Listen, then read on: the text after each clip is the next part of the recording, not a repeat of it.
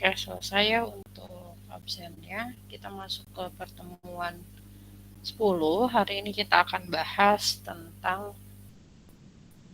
mental ataupun cognitive workload ya. Sebentar.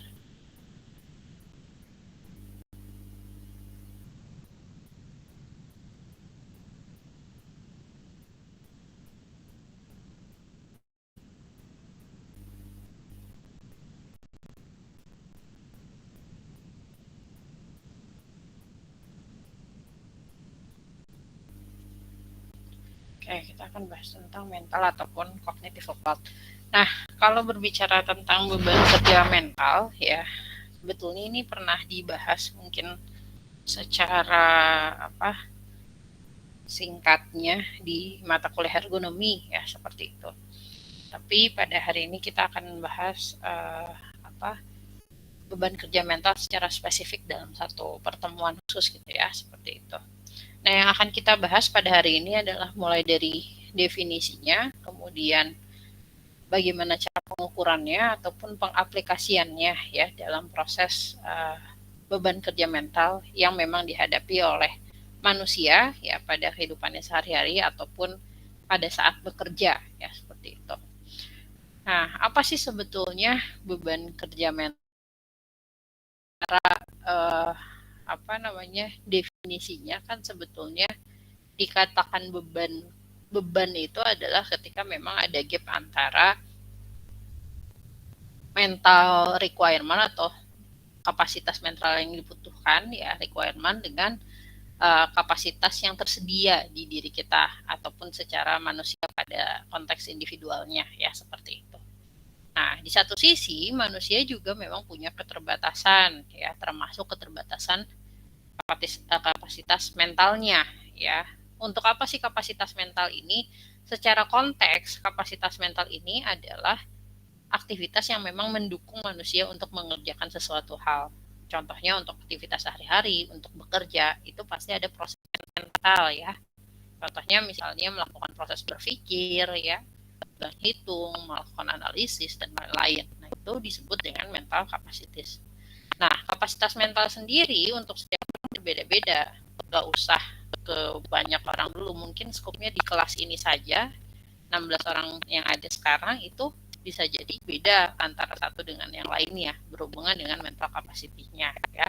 Itu yang akan sangat berdampak pada berapa banyak task ataupun tugas yang bisa dilakukan atau jumlah pekerjaan yang bisa dilakukan oleh orang tersebut dalam satuan misalnya hari ataupun satuan waktu tertentu.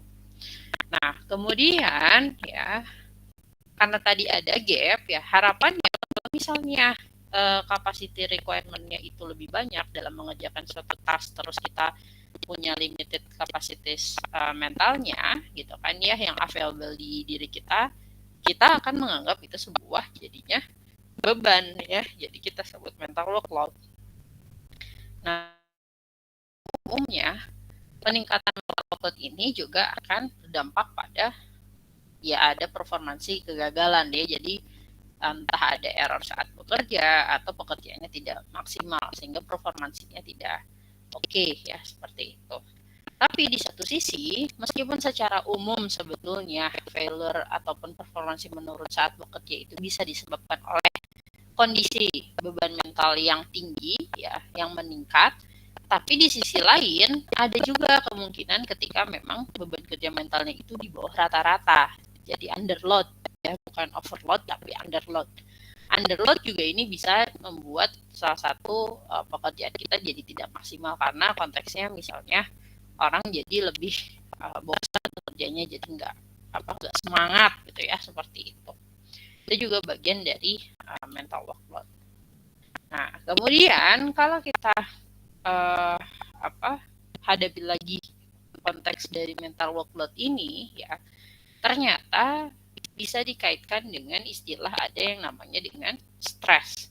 Nah, secara harfiahnya stres ini adalah disebut dengan constraint ya atau tekanan atau berat atau violence ya. Nah, constraint ini adalah batasan yang memang dimiliki oleh masing-masing manusia secara individu ya. Jadi batasan kapasitas available yang ada di diri manusia itu. Kalau memang workload-nya itu tidak melebihi yang ada, maka dia tidak akan stres. Lalu dia juga tidak merasa kelebihan beban kerja mentalnya gitu ya, seperti itu secara sederhananya. Nah, makanya kalau berbicara stres juga ya, mental workload ini juga punya efek tertentu lainnya ya. Tadi misalnya ada timbul stres, constraint-nya dilewati batasannya, jadi merasa stres, merasa beban mentalnya jadi ada gitu kan ya. Mentalnya tinggi bisa jadi error gitu ya, ada menginisiasi terjadinya sebuah error, atau bahkan untuk beberapa pekerjaan yang memang ada safety critical system-nya, berarti pekerjaan-pekerjaan yang memiliki tingkat kewaspadaan yang tinggi gitu ya, pasti juga mental workload-nya akan tinggi gitu, seperti itu. Selain tadi dari kualitas pekerjaan kan, kalau berbicara kewaspadaan pekerjaan dan lain-lain, itu kan berarti dari memang tingkatan pekerjaannya itu adalah yang sifatnya agak sulit gitu ya, seperti itu. Tapi kalaupun memang pekerjaannya mudah tapi kuantitasnya banyak, kita biasanya sebut misalnya, oh saya lagi sibuk ya. Nah, jumlah pekerjaan yang terlalu banyak secara kuantitas pun juga itu bisa menimbulkan mental stress ya, atau strain dalam pekerjaan ya, seperti itu. Jadi ada keterkaitannya juga beban kerja mental ini dengan kondisi stres seseorang. Oke, apa efeknya kalau memang manusia ini mengalami stres ya? Jadi yang pertama ada psychological experience ya. Secara psikisnya kita merasa frustasi ya. Ini mungkin kalian pernah mendengar istilah-istilah stres, frustasi, pusing ya, seperti itu. Sebetulnya ya frustasi itu karena ada dampak dari sebuah stres yang tadi diganggu batasannya. Kalau memang tidak melebihi batasan kapasitas seseorang itu ya maka nggak akan muncul stres. Tapi karena sudah terganggu, melebihi kondisinya itu, melebihi kemampuannya yang dia punya gitu kan ya, maka ada stres dan menyebabkan frustasi. Jadi cenderung ingin menyerah gitu ya. Kemudian lagi juga bisa jadi secara fisiologi tubuh pun berubah ya. Orang yang misalnya stres itu bisa meningkatkan heart rate-nya. Jadi semakin heart rate-nya gitu kan ya.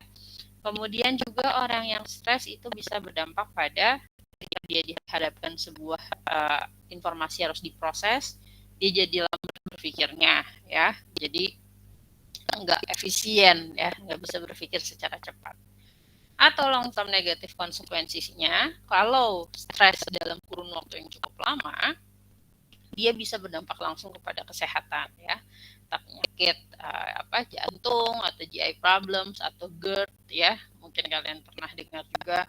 Ada orang yang sakit stres pikiran, dia nggak bisa bangun dari tempat tidur gitu, seperti itu. Secara fisik nggak kenapa-kenapa, nggak ada kesalahan apapun gitu kan ya, secara metabolisme normal dan lain-lain normal, hanya penyakitnya ada di pikirannya dan itu membuat lumpuh seketika misal, seperti itu bisa juga terjadi ya akibat beban pikiran ini ya, ataupun mental workload dari stres tadi ya. Oke. Nah, stres ini karena tadi sebutnya ada boundaries ya, ataupun juga dia punya constraint, batasan-batasan tertentu ya yang ada di diri kita. Nah, stres ini bisa muncul karena beberapa hal. Nah, hal yang menyebabkan stres ini disebut dengan stresor. Nah, stresor ini ada dua jenis. Ada yang memang stresor dari eksternal, kita sebutnya environmental stressor, ada yang memang dari internal, dari tubuh manusia itu sendiri ya. Jadi stres ini ada dua ya, ada yang dari tubuh atau dari lingkungan. Nah, yang pertama dari luar dulu, misalnya environmental stressor disebutnya. Nah, ini ada beberapa jenis, mulai dari motion ya, atau vibration, kemudian ada thermal stress ataupun dari air quality. Nah, kenapa motion ataupun vibration, G-force atau motion sickness ini bisa menimbulkan stres kepada seseorang? Karena balik lagi, manusia ini bekerja di suatu lingkungan kerja, manusia ini punya keterbatasan tadi, misalnya menghadapi sebuah getaran di ruangan, di benda kerja ya. Kalau memang pekerjaannya dia pakai kendaraan tertentu atau di ketinggian tertentu, kalau kita udah ngomongin G-force gitu ya, Kalau melebihi batasan hertz yang memang bisa dia terima, nah ada penyakit-penyakit kerja yang bisa jadi muncul dan bikin orang jadi stres ya. Salah satunya misalnya apa, bisa jadi dia jadi muntah, mual gitu kan ya. Itu bagian-bagian dari bentuk stres ya yang muncul karena ada stresor ini. Akhirnya kan dia jadi kayak wah nggak kuat gitu ya, seperti itu. Kemudian ada juga yang disebut dengan thermal stress. Tadi selain getaran kan ya, kita dihadapkan dengan suhu udara di sebuah ruangan kerja. Nah, manusia punya kapasitas batasan dia tuh bisa nyaman atau bisa sehat kerjanya di suhu berapa sih. Jadi mereka tuh nggak bisa juga bekerja di udara yang terlalu panas ataupun di udara yang terlalu dingin. Kalau terlalu panas dia bisa jadi lebih lelah, cepat lelahnya, ingat gitu kan ya. Atau heat stroke, heat stroke atau kelelahan ya.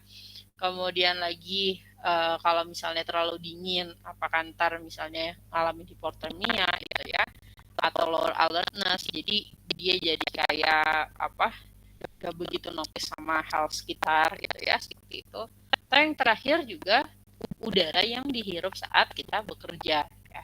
Itu bisa menimbulkan stres. Ketika kalian ada di suatu ruangan tertentu yang mungkin cakupan ruangannya luasnya nggak begitu luas, sempit, banyak orang yang bekerja di ruangan itu, ketika kalian kurang oksigen itu juga bisa jadi stres buat diri kalian, khususnya berdampak tadi pada mental workload ya.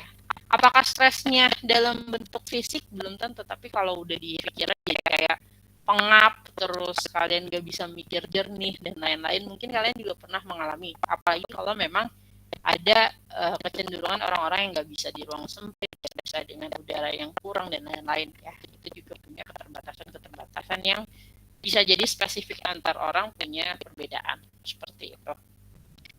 Oke, yang kedua adalah stresor yang muncul dari dalam diri manusia ya.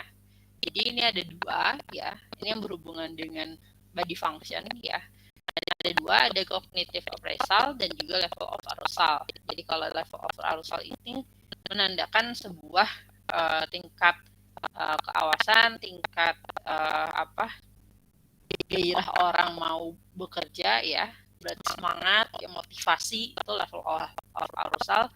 Dan juga ada cognitive appraisal. Nah ini lebih kepada understanding, berhubungan dengan knowledge seseorang, skill ya, itu bagian dari cognitive appraisal. Nah 16 orang di sini juga pasti level of arushalnya beda-beda, cognitive appraisalnya juga beda-beda. Meskipun kalian sama-sama sekarang misalnya mahasiswa TI gitu kan ya, ngambil mata kuliah saya, terus bisa jadi juga tingkat pemahaman terhadap sesuatu halnya juga itu beda-beda juga, atau cara menginterpretasikan sesuatu hal itu bisa jadi beda juga, karena kita udah bahas di pertemuan-pertemuan sebelumnya, bagian dari kita misalnya nangkep atensi, kita menginterpretasikan dan lain-lain itu juga beda-beda ya, akan sangat dipengaruhi oleh banyak hal termasuk experience ya, seperti itu.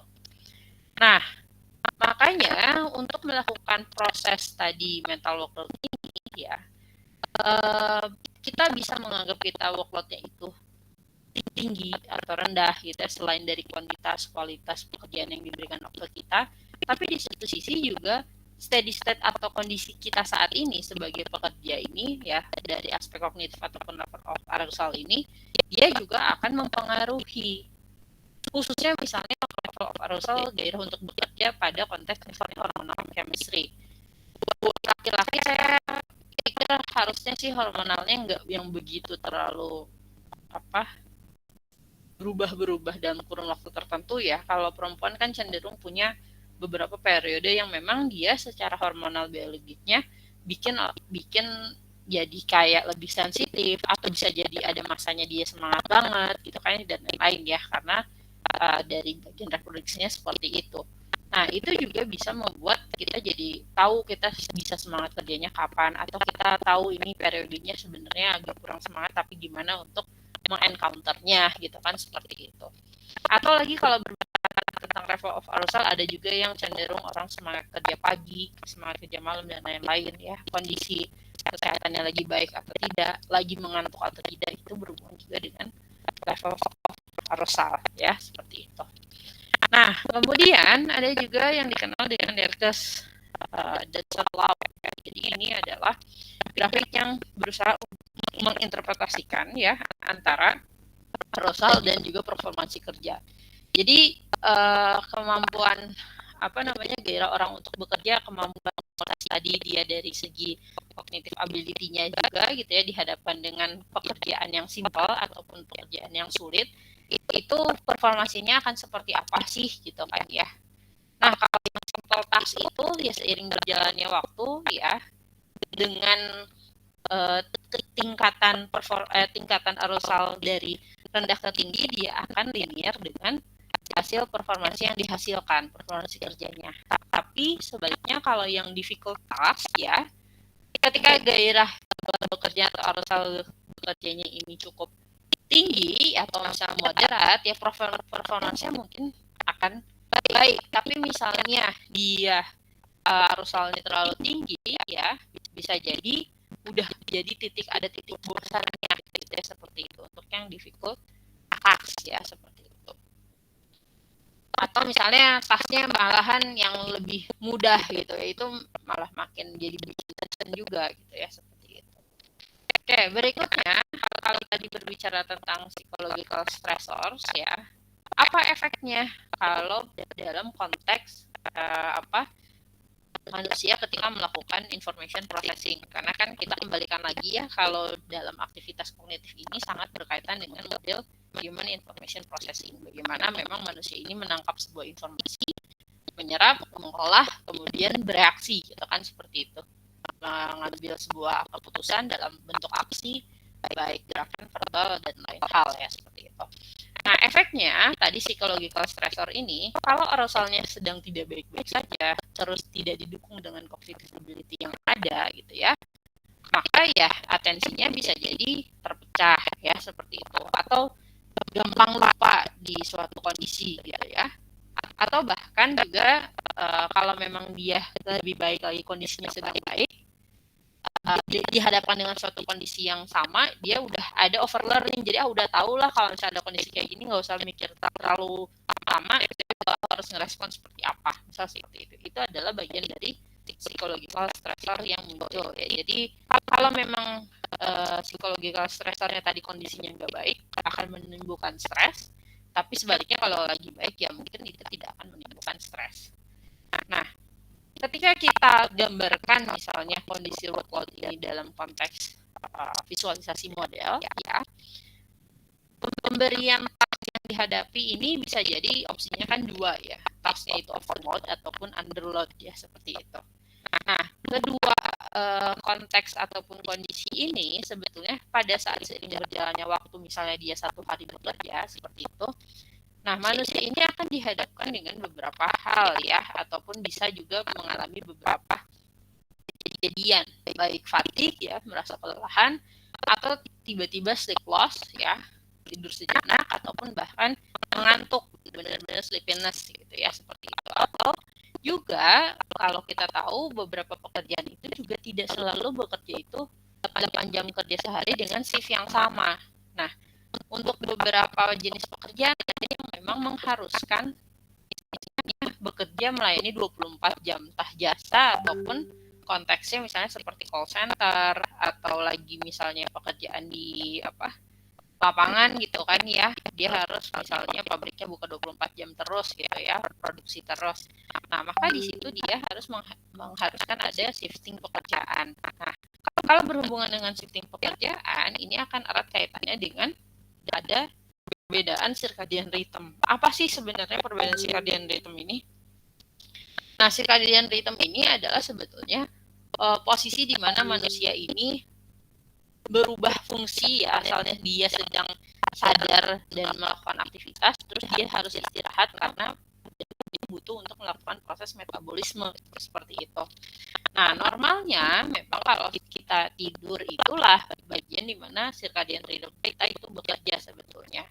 Nah, untuk beberapa orang yang mau tidak mau kerjanya shifting ya, ada di masa harusnya dia tidur, dia bekerja. Nah, itulah salah satu contoh yang merusak sebetulnya circadian rhythm yang ada pada konteks manusia ini gitu, seperti itu. Nah, pada akhirnya ya beberapa hal yang memang mungkin terjadi ini ya kalau tidak di controlling ya apakah overload dan underload pekerjaannya ini akan menghadapi konteks atau kondisi sleepiness, jadi ngantuk lagi bekerja itu ya. Maka kedepannya ya future task-nya itu entah memang harusnya bisa di adjust supaya harapannya memang task-nya jangan sampai overload ataupun jangan sampai underload. Ya inginnya kita achieve yang normal gitu ya, seperti itu.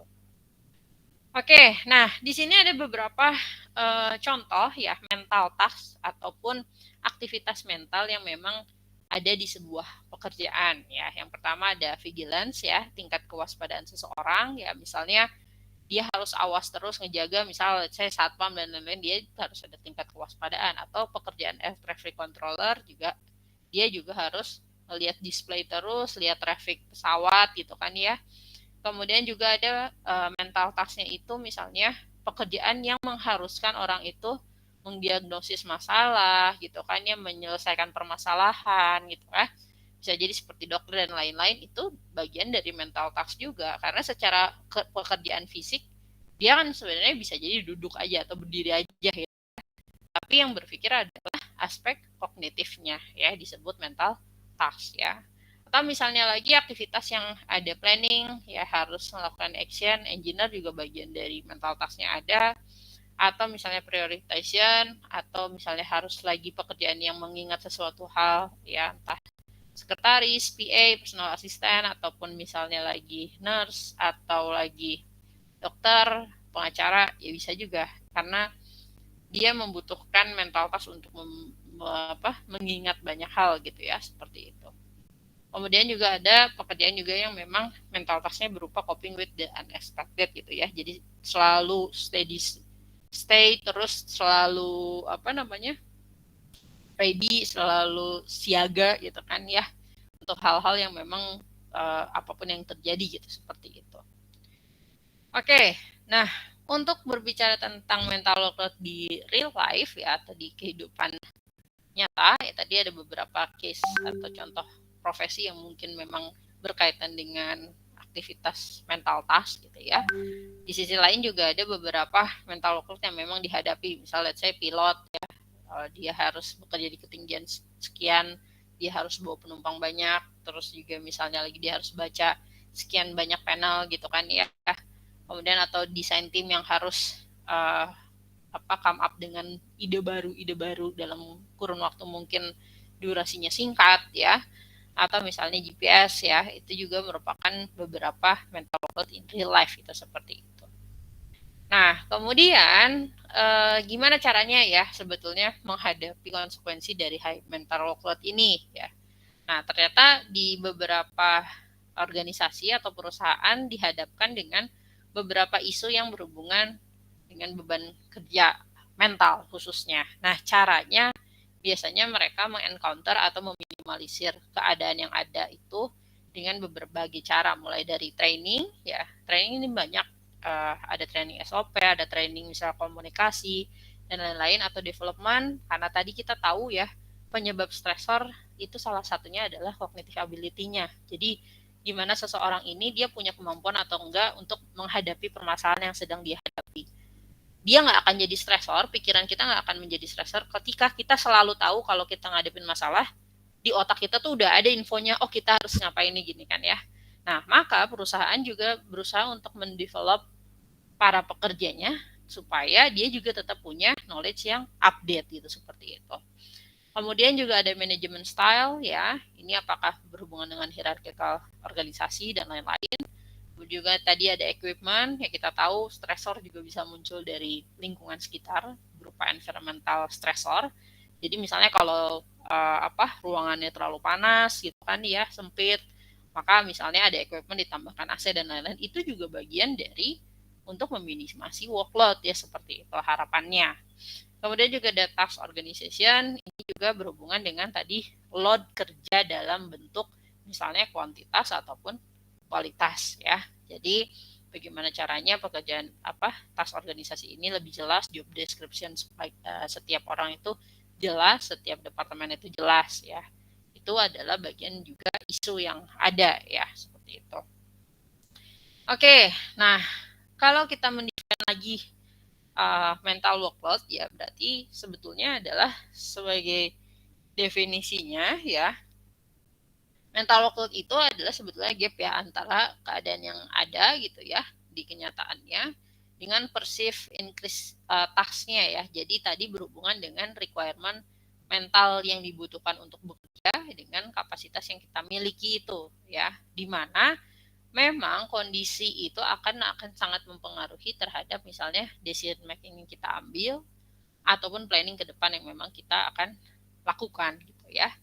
Itu yang berhubungan dengan mental workload.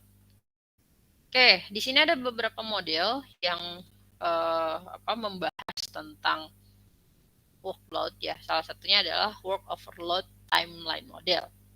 Oke, saya mau tanya di sini sebentar. Rineke ada nggak Rineke?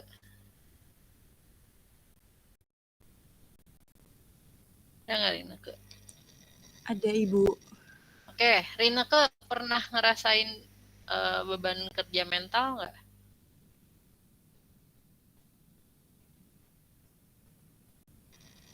Pernah Ibu. Apa tuh? Mungkin kalau ada tugasnya yang misalnya DL 1 hari itu ada 3 atau 2 gitu Bu. Oke, jadi satu hari ada beberapa deadline tugas yang banyak gitu ya? Iya. Oke, kasih. Oke, kemudian saya mau tanya ke Didi, ada Didi? Ada Bu. Oke, pernah merasakan beban kerja mental atau stres? Pernah Bu. Ngapain tuh? Waktu ngapain? Jadi misal pas saya melakukan kerja praktik itu dapatkan tugas tambahan dari pembimbing gitu Bu. Jadi ngerasa berat.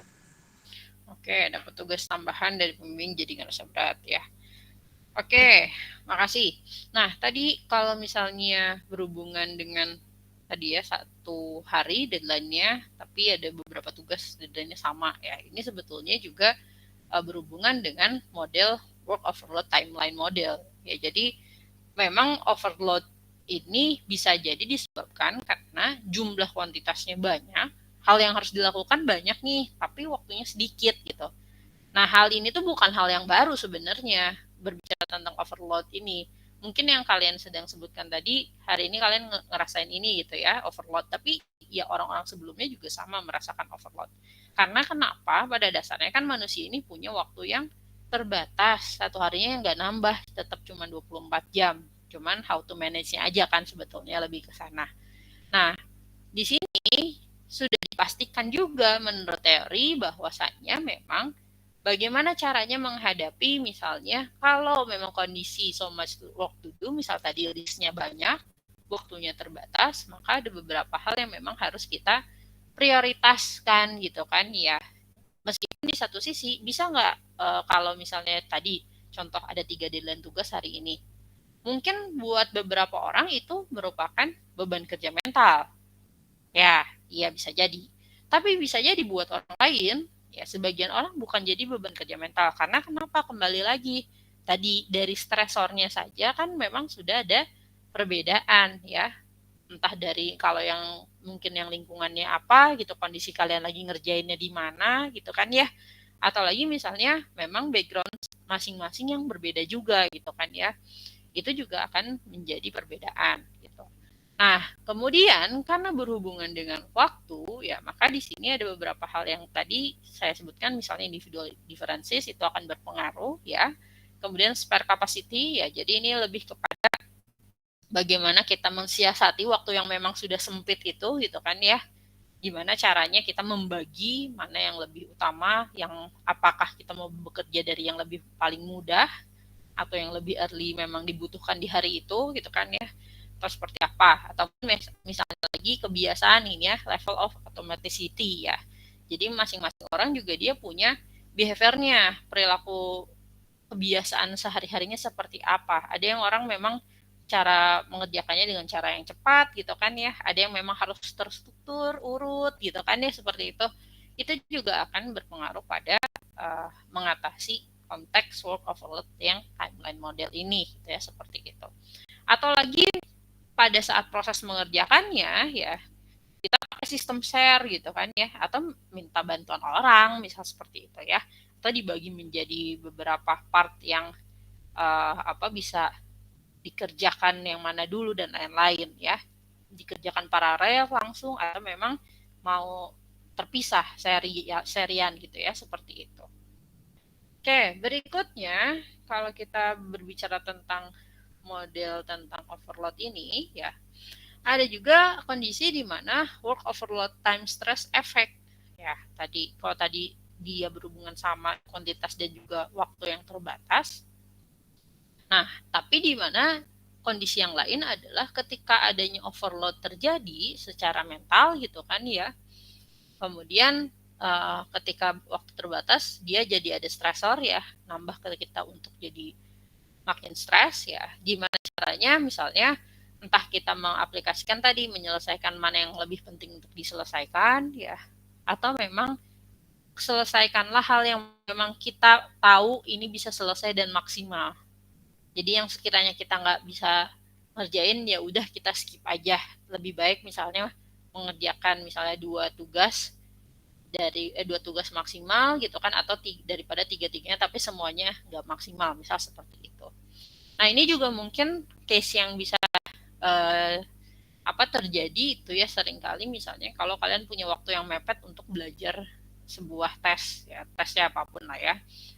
Nah ketika kalian waktu belajarnya udah mepet, itu kan pilihannya tuh ya 2 ya sebetulnya, 3 mungkin, tidak belajar sama sekali, belajar terus pilih yang paling susah buat kalian, atau memang belajar keseluruhan tapi diambil poin-poin yang penting saja. Nah, kalau kita menghadapi konteks tadi stress effect ini ya sebetulnya adalah ya jangan sampai kita pada akhirnya berfokus pada sesuatu hal yang susah gitu kan ya, sampai yang mudah-mudah lainnya jadinya lupa nggak dipelajari gitu ya, seperti itu.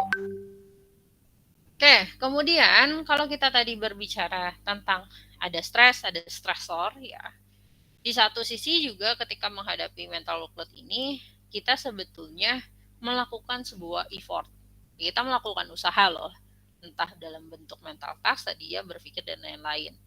Nah, effort ini adalah sebetulnya usaha kita ya untuk mengubah yang tadinya misalnya workload-nya either overload jadi normal load gitu kan sebetulnya ya, supaya gapnya nggak begitu jauh.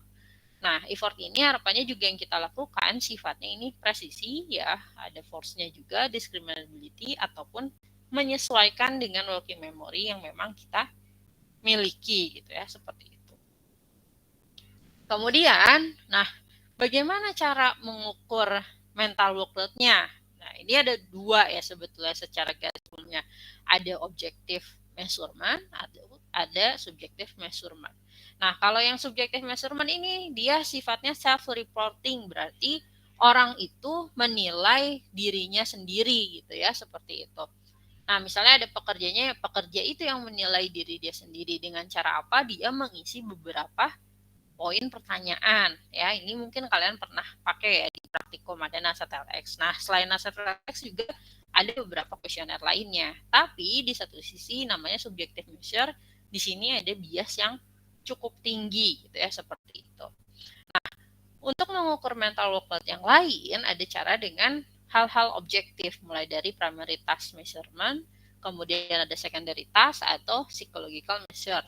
Nah, untuk primary, secondary, yang primary dulu misalnya orang itu dikasih satu tugas yang berhubungan dengan aktivitas mental gitu kan ya. Kemudian kita ukur entah dari blink frekuensinya atau kedipan matanya. Kemudian juga kita ukur lagi misalnya apa gelombang otaknya pakai EEG ya.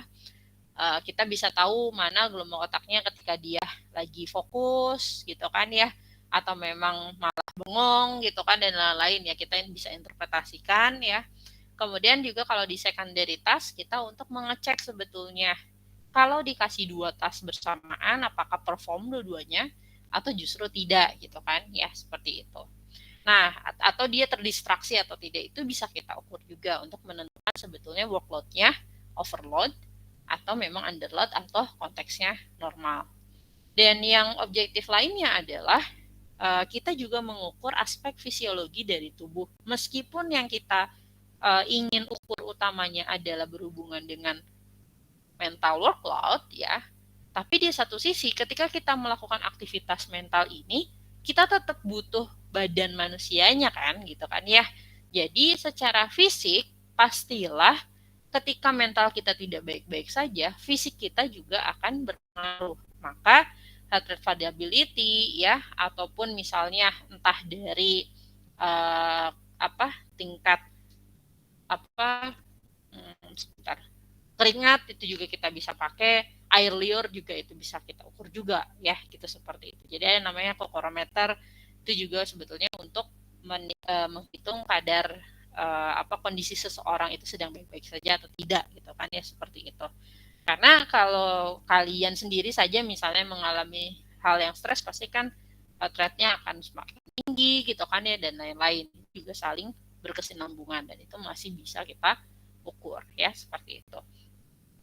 Oke, berikutnya kalau berbicara tentang pengukuran yang secara generik gitu ya, ini bisa jadi kita juga melakukan proses eksperimental. Misalnya kalau ada konteksnya ini misalnya pilot dengan pesawat dengan rute penerbangan yang berbeda.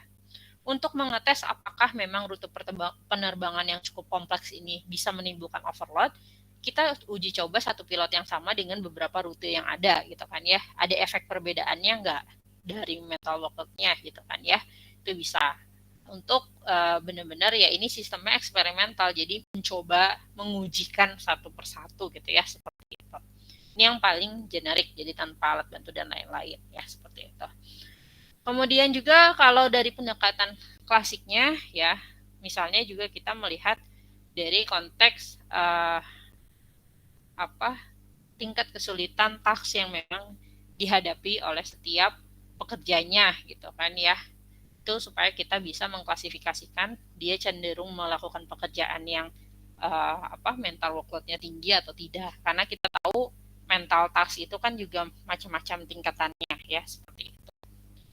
Oke, kemudian ada yang sebutan dengan kuasi computational matrix ya, contohnya seperti NASA TLX. Kenapa disebut kuasi computational matrix? Karena yang diukur di NASA TLX ini tidak hanya satu variabel berupa mental workload saja.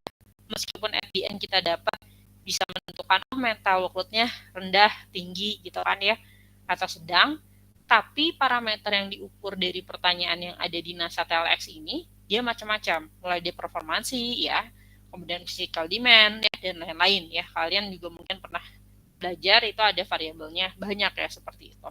Tapi di satu sisi, meskipun NASA TLX ini secara validitas dan reliability-nya oke, karena sudah banyak yang menggunakan gitu ya, belum tentu juga sebenarnya bisa cocok di semua jenis situasi yang ada di dunia ini gitu ya, seperti itu.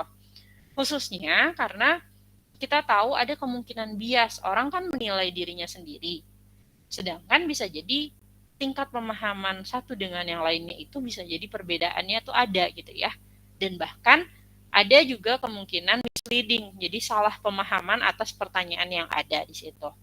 Nah, akhirnya nilai dari pengukuran beban kerja ini bisa jadi tidak merepresentasikan keadaan yang ada gitu, seperti itu ya. Itu adalah kekurangannya. Nah, maka kalau kita pakai pengukuran secara subjektif, ya sarannya adalah yang bisa meminimasi bias itu, kita jangan pakai satu pengukuran saja. Kalau bisa gunakan beberapa pengukuran yang lainnya untuk mendukung ya, seperti itu. Harapannya ya kalau memang pengukurannya memang sudah sesuai, dari ketiga jenis misalnya atau dari dua jenis alat ukur itu dia mengarahkan pada jawaban yang sama gitu ya. Kalau misalnya memang ternyata kondisinya dia mental workload-nya tinggi, pakai kuesioner pertama ya hasilnya harus menuju ke tinggi, yang kedua juga harusnya seperti itu. Nah, kalau sampai berbeda ada 3 pengukuran terus hasilnya variability-nya sangat tinggi gitu ya, beda-beda antara satu orang dengan yang lain. Nah, di situ questioning tuh, berarti apa yang salah ya? Apakah dari proses pengambilan datanya gitu ya, ada orang yang salah paham, jadi nggak mengartikan arti dengan sebenarnya atau seperti apa gitu ya, seperti itu. Oke, kemudian tadi karena kita sempat bahas juga tentang fatigue ya, jadi orang stres lama-lama juga bisa menimbulkan sebuah kelelahan ya. Jadi ini tuh kelelahan juga bisa jadi sebuah efek yang dihasilkan karena kita merasakan sebuah mental workload yang moderate ataupun tinggi ya, over gitu ya, seperti itu. Nah, berbicara fatigue ataupun kelelahan ini ada dua jenis juga. Kita tuh bisa lelah secara mental atau kita lelah secara fisik. Kalau lelah secara fisik, oh ya kita habis lari, capek kan, keringetan gitu kayak lemas, lunglai ya, itu secara fisik.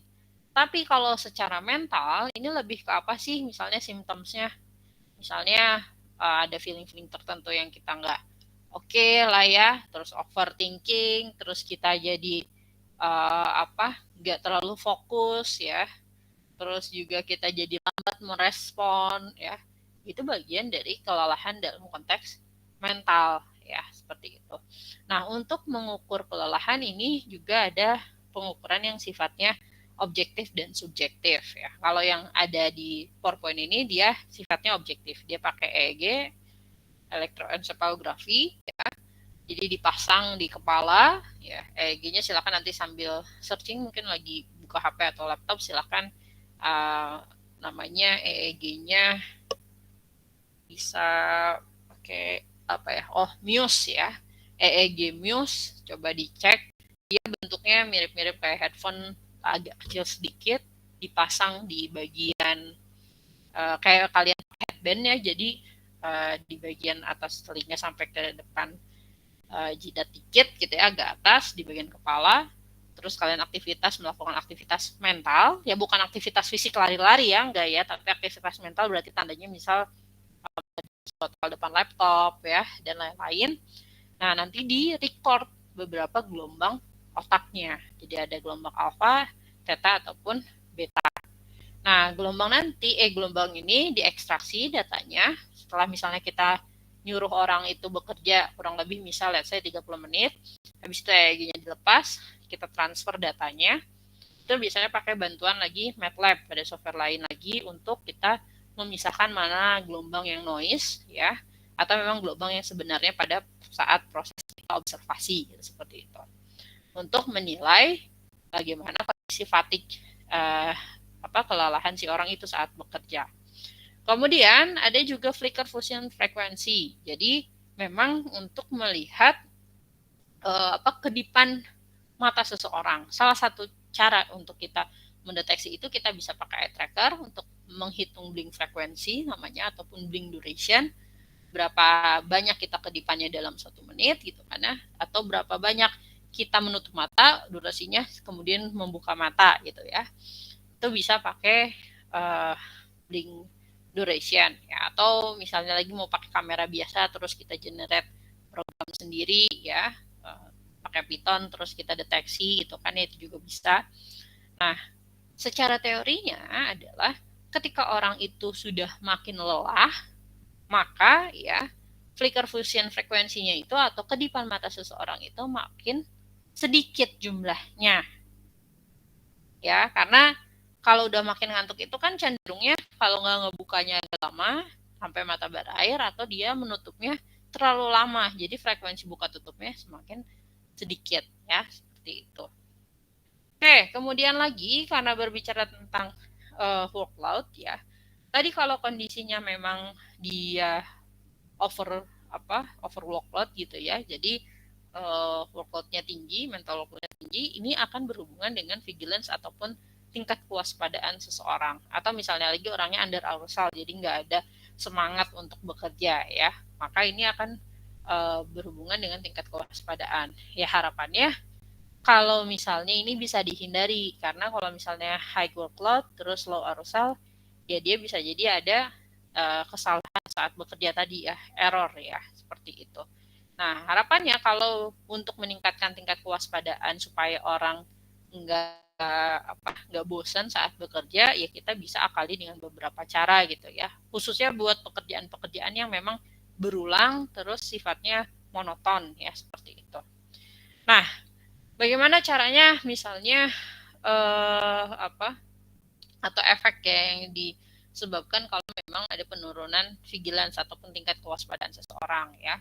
Jadi kalau berhubungan dengan waktu ya tingkat kewaspadaan yang cukup lama dari seseorang juga lama-lama bisa jadi orang itu ada tingkat miss ya, terjadi kesalahan. Itu bisa kemungkinannya. Manusia punya keterbatasan, kayak bukan mesin. Kalau mesin kan dia steady misalnya 8 jam terus waspada terus gitu kan, errornya mungkin lebih sedikit. Kalau manusia kan tidak seperti itu ya. Nah kemudian juga ada event silence, misalnya kondisi yang memang repetitif terus memang membosankan gitu ya, kondisi lingkungannya yang kerjanya itu aja terus ya. Kemudian juga ada signal rate ya, misalnya juga bisa menggunakan bantuan konteks signal rate ya, kalau misalnya ada deteksi yang anomali terus misalnya dikasih tahu gitu kan ya, dikasih alert, itu juga bisa membantu untuk meningkatkan kewaspadaan ya. Ataupun memang tadi berhubungan dengan arousal levelnya ya, gimana caranya orang itu bisa tetap termotivasi untuk bekerja pada rasa semangat seperti itu. Nah, beberapa cara kita untuk meminimasi tingkat kewaspadaan yang menurun ya. Ini misalnya yang pertama ada shifting, tapi waktunya itu kalau bisa durasinya jangan terlalu lama ya. Jadi ada beberapa break di sela-sela kita bekerja gitu ya. Itu sebetulnya untuk merecharge lagi tingkat kewaspadaan seseorang. Kalau misalnya lagi tadi ada silent signal ya, misalnya bekerja di tol yang cukup monoton dan lain-lain. Kalau kalian lagi nyupir gitu kan ya, bayangkan tol itu nggak ada sama sekali rambu, nggak ada sama sekali iklan apapun lah dan lain-lain ya di jalanan gitu ya. Itu sebetulnya beberapa rambu ataupun tiba-tiba ada iklan A, B, C itu juga sebetulnya untuk meningkatkan arousal vigilance dari si pengemudi ya, ketika mengemudikan di jalanan yang cukup monoton, bentuknya sama gitu kan, visual view-nya sama gitu. Itu juga bisa menurunkan kewaspadaan, makanya dibutuhkan beberapa sinyal-sinyal tertentu ya. Kemudian lagi ada misalnya use pay off and misread ya. Jadi kalaupun ada konteks yang error gitu ya, jadi ada alert ngasih tahu sinyalnya, misalnya ini ada sesuatu hal yang salah, itu juga membantu orang supaya lebih awas lagi, lebih waspada lagi. Atau misalnya untuk meningkatkan tadi gairah orang untuk bekerja, biar tetap waspada, sambil minum kopi ya, itu memungkinkan juga untuk meningkatkan tingkat kewaspadaan. Atau bekerja sambil dengerin musik ya, atau sambil ngobrol. Untuk beberapa orang mungkin bekerja sambil ngobrol bisa jadi solusi. Atau bahkan kebalikannya, kalau tadi musik ya dia butuhnya yang lebih tenang, misalnya seperti itu. Ya itu juga bagian dari bagaimana cara meningkatkan tingkat kewaspadaan. Nah berikutnya kalau kita berbicara tentang workload ya, ada juga konteks di mana kita bisa jadi underload. Jadi underload ini adalah kita justru kekurangan beban kerja ya. Nah hal yang dihadapi oleh kita itu adalah sebetulnya konteksnya bukan stres ataupun tadi misalnya fatigue-nya bentuk kelelahan terus tingkat kewaspadaan menurun. Bisa jadi sih kewaspadaan menurun, tapi di satu sisi si manusia ini juga sebetulnya dihadapi dengan kondisi boredom ya, seperti itu. Jadi mulai bosan ya dengan situasi yang ada gitu. Jadi makanya dia misalnya nyari sensasi lah, terus begitu dia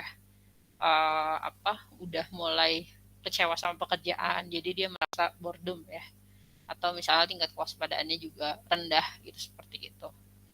Nah beberapa cara untuk mengatasi ya boredom ini, misalnya memang ngasih motivasi ke orang-orang yang memang kurang motivasi lah, misal lagi sebetulnya bisa muncul karena memang nggak bisa adaptasi dengan kondisi kerja yang berbeda tiba-tiba kan, seperti itu ya. Atau memang ya boredom ini akan baik, kondisi bosan ini kalau memang ada orang yang challenge seekers gitu ya, seperti itu. Nah atau lagi untuk bikin suasana yang lebih baru, misalnya dia ketemu dengan orang yang baru, bikin meminimasi boredomnya dan lain-lain ya. Oke, nah Yang berikut lagi tadi karena ada efek dari overworkload ini, bisa jadi kan tadi ada fatigue, ada sleep loss ya, kemudian baru drowsiness atau sleepiness. Nah, sleep loss ini juga memungkinkan untuk terjadi. Nah, kalau sleep loss ini kan kayak mengantuk terus udah tidur tiba-tiba gitu ya, seperti itu ya, per sekian detik ya. Nah, ini sebetulnya bisa disebabkan karena memang adanya night shift ya, dia kombinasi shifting kerjanya gitu kan, malam hari harus staying awake, harus bangun terus misalnya juga ada stres, jadi nggak bisa istirahat, justru waktunya dia kerja dia malah jadi nggak fokus, malah masih kurang gitu istirahatnya, jadi sleep loss, atau konteks dari kafein, atau bahkan against circadian rhythm ya, dia harusnya bekerja tapi dia malah jamnya tidur karena dia udah malamnya shift malam misal seperti itu. Nah, jadi kalau berbicara dari sleep loss ini, kan ini juga sebetulnya adalah faktor yang suka dijadikan alasan kenapa terjadinya sebuah accident ya, kecelakaan kerja, baik misalnya di konteks transportasi, di konteks industri ya, karena memang orangnya kelelahan, jadi tidur sementara gitu ya. Itu juga bisa dijadikan, atau mungkin itu banyak terjadi ya dalam konteks kecelakaan kerja. Oke, berikutnya gimana caranya kita untuk meminimasi ya kalau memang supaya tidak terjadi sleep loss tadi. Nah, yang menjadi menarik ternyata kalau kita berhubungan dengan mental workload, selain berbicara tentang kapasitas kerja, kemudian kerja yang hadapi gitu kan ya, atau misalnya tadi berhubungan dengan tenggat waktu yang sedikit dan lain-lain, ternyata waktu tidur ataupun kondisi tidur juga ini bisa berpengaruh terhadap kondisi mental seseorang ya. Maka oleh karena itu misalnya ya setidaknya kita cukupilah atau penuhilah kebutuhan tidur sehari-hari ya. 4 jam sampai 8 jam ya tergantung usia kita. Kemudian misalnya kita juga biasakan punya sleep credits yang bagus ya. Nah, tidur ini tidak bisa dibayar. Dalam arti kalau kalian hari ini begadang, besok begadang, oh lusanya saya mau tidur pokoknya 24 jam, membayar tidur-tidur saya yang kurang, kan kadang masih ada yang berpikir seperti itu. Nah, kembali lagi tidur ini tidak bisa dibayar begitu saja, karena kebutuhan tidurnya itu adalah kebutuhan per harinya, gitu ya, seperti itu. Nah, kalaupun memang kalian di jam-jam siang hari, misalnya udah ngantuk banget nih ya, silahkan untuk ambil napping ya. Jadi napping ini justru membantu kita saat merecovery mental kita ya, kondisi mental kita dalam kondisi misalnya di tengah hari ya, atau di tengah-tengah saat kita bekerja. Ambil napping misalnya 30 menit, 15 menit untuk tidur sejenak ya. Jadi mengejarnya adalah kualitas tidurnya, ya, seperti itu. Dan juga sleep management. Nah, gimana caranya kita tetap disiplin tidur urutannya sama gitu ya, misalnya harus jam 10 malam udah mulai tidur, ya terserah kalian cara controllingnya gimana gitu ya. Ya kalau kita misalnya selalu megang HP, kalau sekarang ya usahakan kalau sudah jamnya masuk jam tidur ya agak dijauhin HP-nya, apalagi kalau kita udah mulai scroll kan itu keterusan ya, susah nanti makanya kita mulai tidurnya lagi gitu ya di jam yang kita inginkan, atau memang bangun di jam yang sama gitu ya, seperti itu sebetulnya bisa dilatih juga. Nah, harapannya dengan kita mengatur kualitas tidur, kuantitas tidur, kita punya mood yang baik di keesokan harinya, ya tadi supaya stresor itu nggak muncul. Kan tadi ya stresor itu ada yang dari lingkungan, ada yang dari diri kita sendiri. Nah, harapannya stresor dari diri kita sendiri, khususnya yang berhubungan dengan arousal tadi, dia nggak muncul gitu. Jadi nggak menimbulkan stres di keesokan harinya, kita tetap fit ya, seperti itu. Nah, kemudian ada juga yang bisa menyebabkan ataupun ada hal yang bisa jadi berhubungan dengan workload ini ketika terjadinya sebuah desinkronasi ya. Jadi desinkronasi ini adalah konteksnya tadi misalnya kita harusnya jam tidurnya itu ya jam 10 malam sampai jam 4 subuh misalnya. Tapi kita dapat kebagian shift kerja yang malam, otomatis jam 10 itu malah kita masih awake ya, stay awake sampai pagi. Kita baru tidurnya besok jam 8 pagi, misal seperti itu. Nah, Kalau kita misalnya melakukan hal itu secara berulang, ya itu akan menimbulkan desinkronisasi ya, jadi berhubungan dengan circadian rhythm kita, atau misalnya lagi berhubungan dengan jet lag ya. Misalnya kita lagi ada tugas misal ke negara bagian lain yang memang punya jamnya itu berkebalikan dengan Indonesia, misal seperti itu. Nah, di sana misal kita stay 2 minggu, ketika itu kita balik ke Indonesia. Nah, badan kita ini secara biologis ya, maksudnya ini nggak direncanakan, tapi secara biologisnya, tadi ritme sirkadiannya, kita mengikuti jam kita ketika di sana, gitu, masih di luar negeri. Nah, padahal kalau di jamnya Indonesia, harusnya kalian tuh ya masih bekerja, tapi kalian udah ngantuk, karena jamnya kebalikannya terlalu ekstrim. Nah, oleh karena itu lagi proses disinkronasi, kita mau nggak mau harus mensinkronis lagi badan kita supaya kembali lagi ke ritme sirkadian yang ada di tempat lingkungan kerja kita gitu ya, seperti itu. Itu bisa menimbulkan beban kerja juga secara mental karena kan kita melawan biologis diri kita sendiri gitu ya, seperti itu. Oke, berikutnya ya tadi ada beberapa kata kunci ya, berarti ya stres, stresor, ada arousal, vigilance, kemudian juga ada apa lagi tadi? Ada fatigue ya, kemudian sleep loss. Nah, gimana caranya sebetulnya kita menghadapi si stres ini ya? Yang pasti adalah misalnya ya pakai resource yang lebih banyak ya. Coba aja segala hal cara atau misalnya kerjakan secepat mungkin lalu lupakan, misal seperti itu ya. Atau memang lagi kita cari bantuan orang lain untuk membantu menyelesaikan permasalahan kita, misal seperti itu.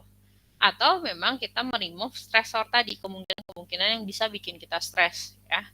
Entah meninggalkan environment yang ada ya, atau kalau nggak bisa kita pakai bantuan alat lain, entah earplugs, mungkin kita pakai coping strategis ya supaya lebih relax, atau lagi misalnya tadi mengubah task yang cukup besar dan cukup kompleks, kita ubah menjadi task kecil yang lebih mudah untuk dicapai ya, seperti itu. Atau memang untuk menghadapi stres ya, udah nggak bisa nih ngelakuin yang atas-atas tadi, udah do nothing aja, diem dulu deh, nggak usah ngerjain apa-apa ya ketika kita dihadapi stres. Ambil take a break dulu, bentar istirahat untuk meluruhkan misalnya pikiran-pikiran kita yang memang terlalu over gitu kan ya. Kemudian kita kembali lagi untuk coba bekerja lagi ya. Itu juga merupakan salah satu cara beradaptasi dengan stres ya. Jadi ya tergantung kondisinya kalian secara psikis, secara fisik masih bisa melakukan hal-hal yang di atas nggak? Kalau nggak, udah lebih baik istirahat dulu sebentar, baru nanti dimulai lagi pekerjaannya, seperti itu.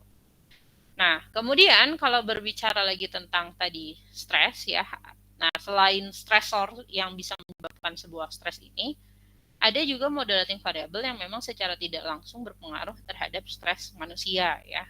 Mulai dari interaksi efek ya, multiple stressor yang muncul, yaitu bisa jadi menimbulkan stres juga. Kemudian ada personality. Nah, ini 15 orang di kelas saya ini beda-beda juga pasti personality-nya ya. Ada yang memang apa tipenya introvert, ada yang extrovert, ada tipe yang lainnya lagi gitu kan ya. Atau kita juga mencoba mentraining diri kita ya, atau misalnya tipe kerja kita supaya bagaimana dia mereduce anxiety ya. Jadi nggak semuanya tetap dimasukkan ke pikiran kita, terus gimana caranya kita berusaha untuk merespon sesuatu hal gitu kan ya, atau gimana caranya juga kita mengembangkan keilmuan kita ataupun pengetahuan kita kalau dihadapkan dengan suatu permasalahan, apa yang mau diselesaikan terlebih dahulu dan lain-lain. Itu juga bagian dari training gitu ya, seperti itu. Oke, nah gimana caranya untuk meminimasi atau mengeliminasi stresor yang mungkin muncul ya di konteks pekerjaan? Ini ada beberapa cara, antara engineering solutions ya, misalnya memang dari ruangannya dibikin yang lebih oke gitu kan, kedap suara, terus misalnya antar perorangan ada skat di meja kerjanya dan lain-lain gitu kan ya. Itu bagian dari engineering solution. Kemudian juga ada juga sistem design solution ya, misalnya pakai beberapa hal yang teknologi membantu dalam proses pekerjaan ya, kasih command display ya, ada status yang jelas bisa kita lihat, atau memang melakukan training tadi ya, entah training task management skill ya, kemudian training negotiation, training komunikasi, itu juga bisa karena berbicara tentang stres, overload, itu tidak hanya berhubungan dengan pekerjaan, bisa juga berhubungan dengan misalnya antar sosial ya, antara individu dengan individu lain gitu, seperti itu.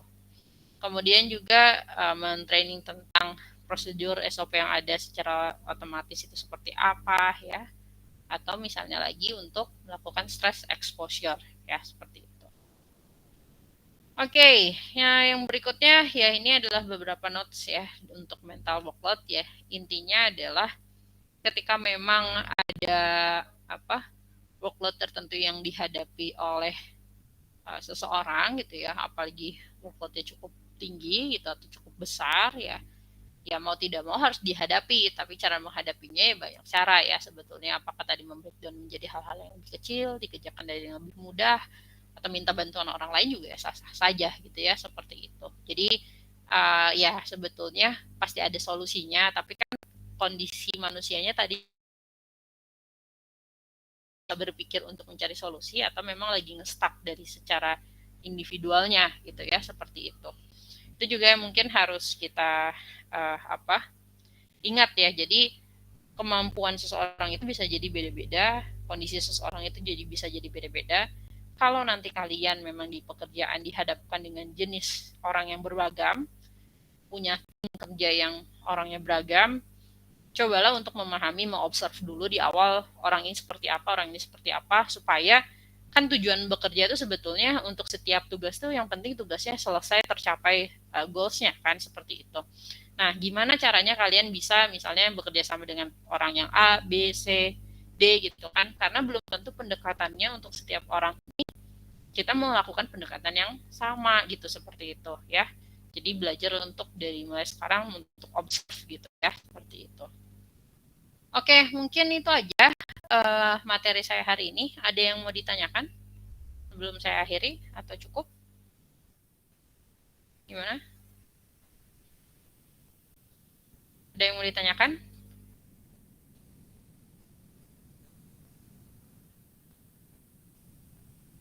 Gimana? Ada yang mau ditanyakan atau cukup? Cukup, Bu. Cukup ya. Oke, mungkin minggu ini nanti akan ada kuliah lagi ya, karena masih kurang satu pertemuan gitu. Kalau saya gabung dengan kelas A di hari Sabtu ini jam 7 sampai jam 8 pagi, gimana? Ada kuliah lain nggak kelas ini?